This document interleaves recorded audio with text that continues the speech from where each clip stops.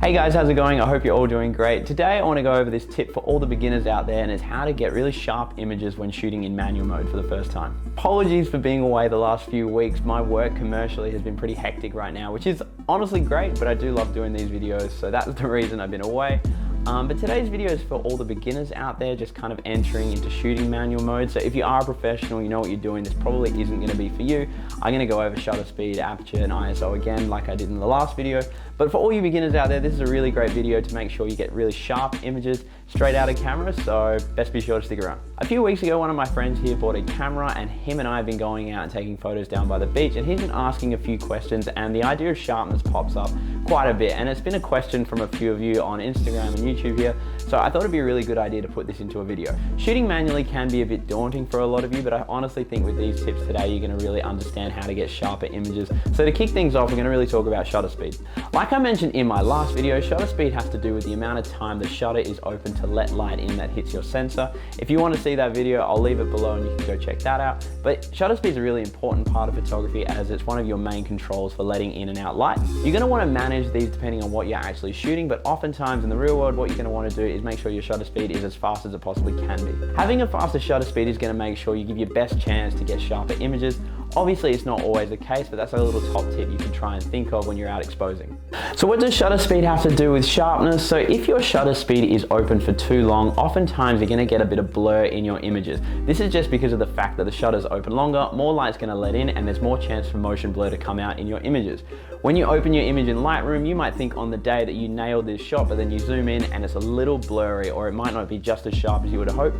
It's not often your camera, it is usually the fact that your shutter speed isn't fast enough. It's up to us as photographers to judge what our shutter speed should be depending on the subject, and it's going to really change for whatever you're shooting. For example, if you want to get a shot of a car driving past, you're going to want to make sure your shutter speed is quite fast. Depending on even how fast the car is going, you're going to want your shutter speed to be a bit higher.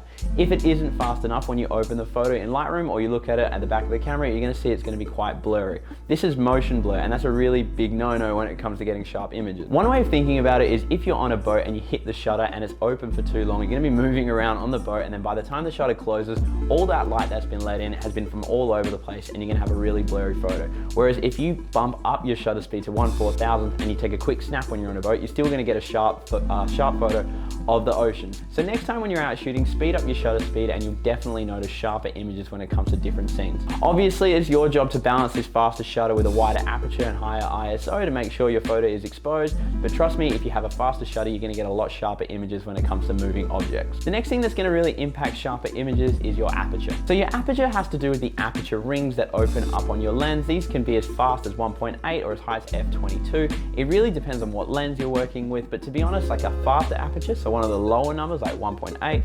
1.4 is going to lead to a bigger depth of field. Depth of field is what is actually in focus. So you look at a lot of nice portraits, you'll see that the subject is in focus and the background is blurred. That's what people mean when they talk about depth of field. How this has an impact when it comes to sharpness is oftentimes you might pick the wrong depth of field and the wrong aperture for different scenes, and that can lead to some blurry images or some blurred lines on the edges when they're not really meant to be. For example, if you take a look at this shot, you can see that here the sunglasses are in focus, however the model and a bit of the background aren't. This is quite deliberate on my end because we were showcasing the product in this shoot, but if we were doing a portrait shoot, I would have definitely stopped up and made my aperture maybe f2, f2.8 to really make sure that my model's face was in focus as well. This all has to do with the fact that your camera focuses on different planes of focus. This is where the aperture comes in, and we can get really technical about this another time, but all I'm saying is that if you're at 1.4 or 1.8, less layers are going to be in focus. That's why you see that depth. However, if you stopped all the way up to f16 or f20, even a lot more layers in your scene are going to be in focus. So it's up to you to use it creatively, but remember, if you just go a bit too heavy